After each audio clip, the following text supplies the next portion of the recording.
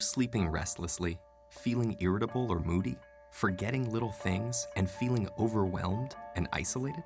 Don't worry, we've all been there. You're probably just stressed out. Stress isn't always a bad thing. It can be handy for a burst of extra energy and focus, like when you're playing a competitive sport or have to speak in public. But when it's continuous, the kind most of us face day in and day out, it actually begins to change your brain. Chronic stress, like being overworked or having arguments at home, can affect brain size, its structure, and how it functions, right down to the level of your genes. Stress begins with something called the hypothalamus-pituitary-adrenal axis, a series of interactions between endocrine glands in the brain and on the kidney, which controls your body's reaction to stress.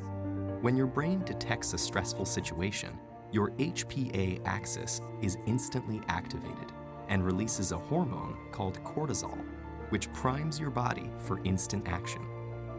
But high levels of cortisol over long periods of time wreak havoc on your brain. For example, chronic stress increases the activity level and number of neural connections in the amygdala, your brain's fear center.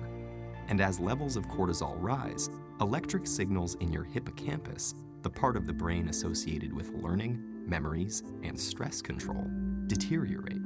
The hippocampus also inhibits the activity of the HPA axis, so when it weakens, so does your ability to control your stress. That's not all, though. Cortisol can literally cause your brain to shrink in size. Too much of it results in the loss of synaptic connections between neurons and the shrinking of your prefrontal cortex, the part of your brain that regulates behaviors like concentration, decision-making, judgment, and social interaction. It also leads to fewer new brain cells being made in the hippocampus. This means chronic stress might make it harder for you to learn and remember things, and also set the stage for more serious mental problems like depression and eventually Alzheimer's disease. The effects of stress may filter right down to your brain's DNA. An experiment showed that the amount of nurturing a mother rat provides its newborn baby plays a part in determining how that baby responds to stress later in life. The pups of nurturing moms turned out less sensitive to stress because their brains developed more cortisol receptors, which stick to cortisol and dampen the stress response. The pups of negligent moms had the opposite outcome, and so became more sensitive to stress throughout life. These are considered epigenetic changes, meaning that they affect which genes are expressed without directly changing the genetic code.